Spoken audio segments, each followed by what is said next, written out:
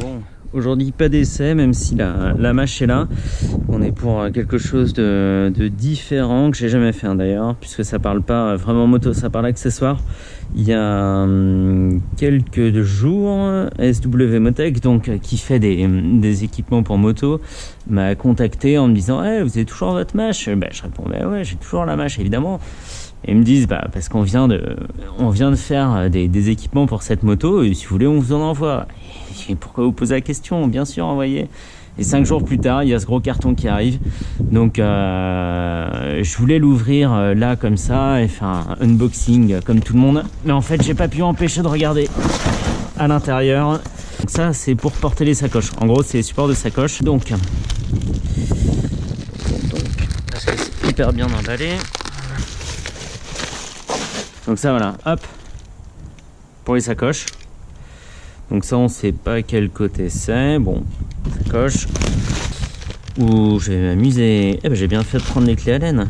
Génial. Donc ça, hop. Et l'autre côté, je vais pas filmer le montage, mais par contre, je dirais à la fin combien de temps ça m'a pris pour monter chaque élément. Parce que le montage, je risque de tâtonner pas mal. Je vais peut-être le filmer, hein, cela dit. Et c'est costaud, hein, ça pèse assez lourd. Et la pièce est vraiment vraiment belle, hein. Belle soudure, bien peint. Hop, c'est pour accrocher ça. Donc joli sac en lin, hein. Joli sac, c'est pour accrocher les sacoches comme ça. Voilà, avec une partie textile assez épaisse, c'est du coton, hein. Et une partie cuir ou simili cuir. D'ailleurs, qu'est-ce qu'ils disent?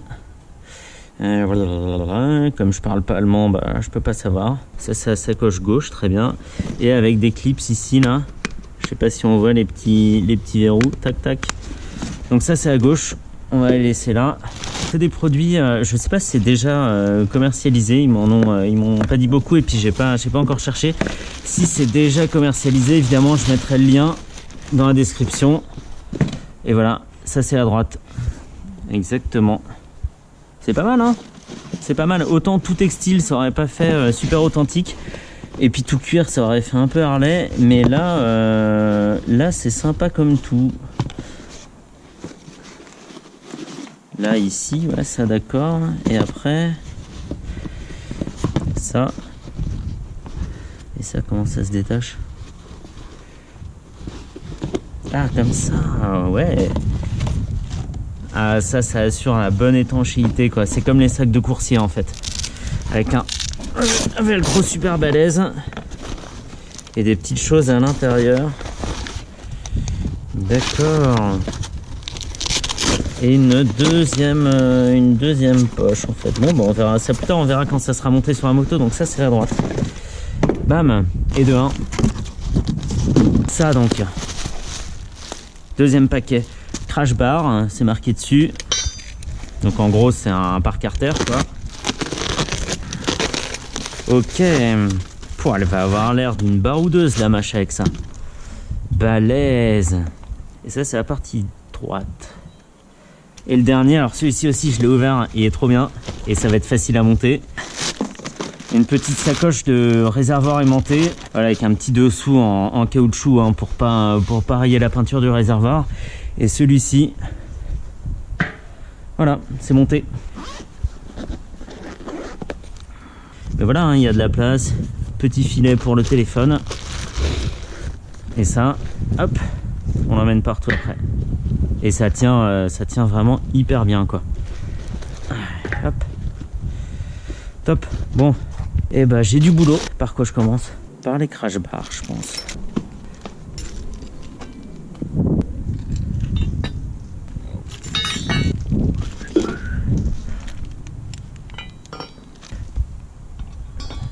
Il y a un tout petit manuel, hein. Il y a 2 pages et en même temps c'est pas nécessaire d'en avoir plus.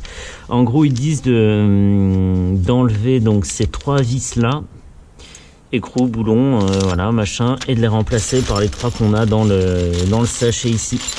Ils sont balèzes, hein. Belle entretoise en métal et normalement après les crash bars sont montés. On va voir ça. Il est quoi, 15h35.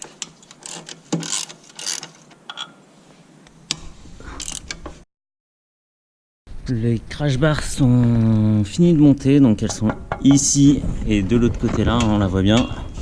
Hop là. Donc c'est bien parce que c'est pris par un point ici, une fixation là, une ici et une là un petit peu plus cachée, donc avec l'entretoise qui est ici. Donc j'ai mis du temps en fait parce qu'il faudrait être deux pour bien faire. Il faudrait qu'il y en ait un de l'autre côté qui fasse passer les tiges et une personne de ce côté-là pour bien mettre les écrous machin. Donc moi j'ai dû un peu ruser. Mais une fois que c'est monté, c'est du super costaud quoi. Il y a pas de problème. Ça change des crash bars avant. Moi je me souviens sur la SR125 par exemple, on en voyait où c'était juste pincé de part et d'autre du tube et donc c'était ça paraît pas grand chose quoi parce que au moindre choc ça tournait sur le tube, alors que là vraiment ça remplace 3 fixations du moteur. Pour les porte-bagages, la fixation donc elle se présente sous un bloc, enfin sous la forme de cet assemblage d'acier. On dévisse la poignée qui était ici, tac, on se resserre du gros écrou ici et des vis rondelles BTR comme ça pour refixer le tout avec le clignotant sur la moto comme ça en très gros, hop, voilà, avec le clignotant dessous. Le clignotant qui est plus celui d'origine, on y reviendra. Et donc voilà, après ça fait ça remplace donc la petite poignée chromée qui était ici, qui est rouillée comme tout le reste de la moto. Donc la petite rouille de surface qui va bien, sinon ça serait pas une mâche. Et donc voilà, on va voir ce que ça donne. Bon, les supports sont fixés parce que j'avais pris le gauche pour le droite et puis enfin bon, n'importe quoi, j'avais mal regardé le plan, c'est tout à fait moi. Donc en gros, ce qu'on fait, c'est qu'on retire cet écrou là, qui est d'origine celui qui est ici, qui fixe en même temps le clignotant, voilà. On remplace par une BTR ici et on garde l'écrou d'origine là, sans sa rondelle. Et on obtient donc ce support-là qui sert aussi de poignée quand il n'y a pas les valises. Ça ne gêne absolument pas quand on est passager. On n'a pas les jambes plus écartées qu'avec les poignées d'origine. Et après donc on vient déporter le clignotant juste derrière, voilà. Avant il était ici, maintenant il se met là avec donc un petit qu'est-ce qu'on a là? Elle est où ma 8 là? Hop, ça, rondelle, la rondelle d'origine, tac, et on passe derrière avec un écrou nil stop comme ça, donc c'est du sérieux, c'est de la belle visserie. Et donc je fais les deux côtés et après je regarde comment on fixe les valises et ça sera terminé. Donc là je vais pas faire comme expliqué dans la notice où ils disent que pour MH75 et Black 7 il faut la tige, une rondelle, le support, l'entretoise, le clignotant rondelle et l'écrou. Je vais faire, donc au lieu d'être monté en gros comme ça, hop, entretoise et le clignotant derrière, parce que moi c'est plus le clignotant d'origine, donc il dépasse pas de ça. Je vais pas le faire comme ça, moi je vais retirer l'entretoise et venir fixer mon clignotant comme ça, tout simplement. Donc il y aura du plus derrière, mais c'est pas trop grave. Je trouve que c'est plus joli comme ça. Donc go comme ça. Ça c'est la left, donc c'est la gauche. Comment ça se met? Ça se met comme ça et c'est mis. Ah, ça dépasse quand même beaucoup, mais en même temps avec l'amortisseur et puis on pouvait pas, c'était pas possible en se fixant ici de faire quelque chose qui rase la selle en fait, puisqu'on est gêné, ici en fait.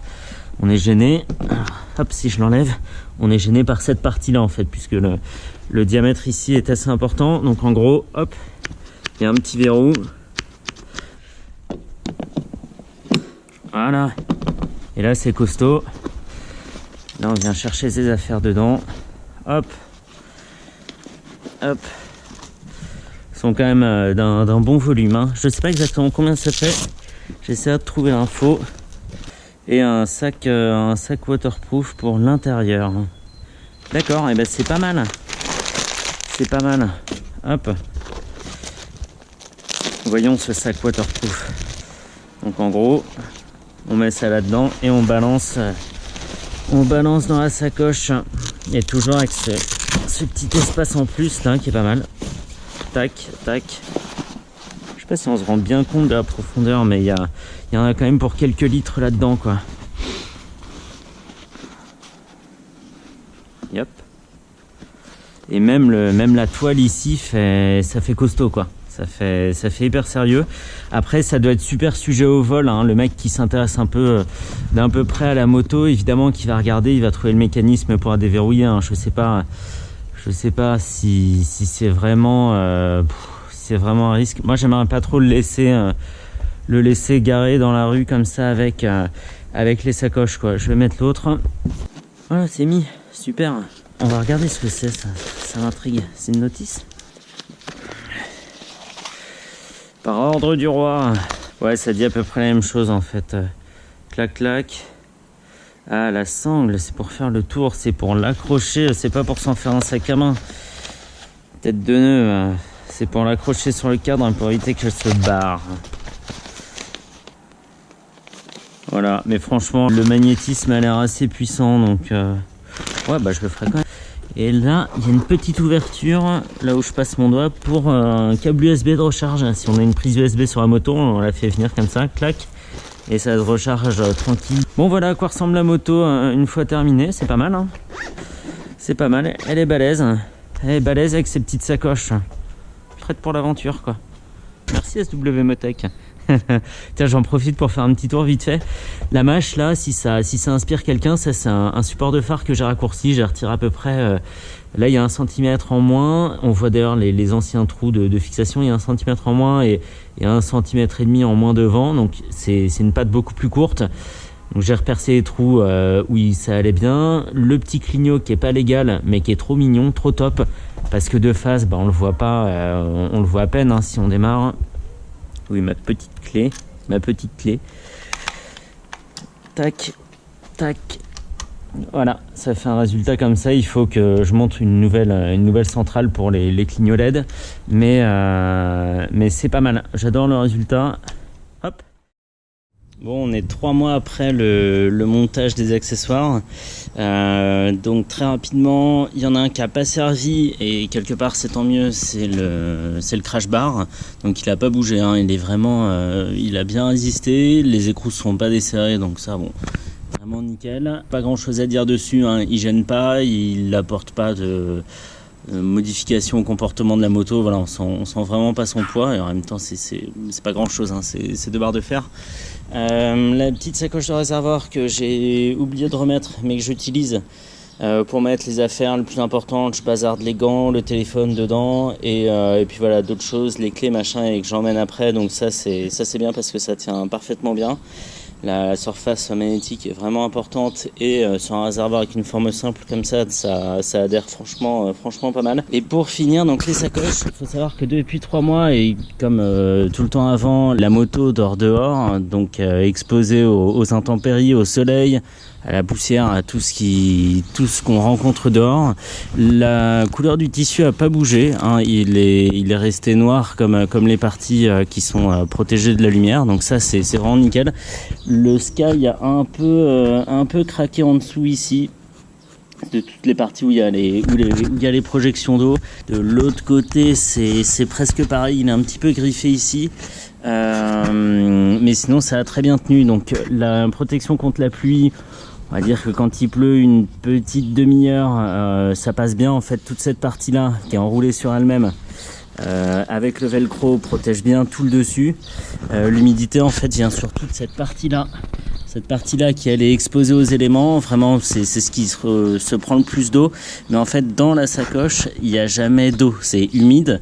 C'est humide au toucher, on le sent, hein, mais c'est jamais mouillé et ça perle pas quoi de l'autre côté. Là il y a les affaires de pluie et puis on peut mettre voilà des dossiers, des choses comme ça. Ça a une contenance finalement assez importante.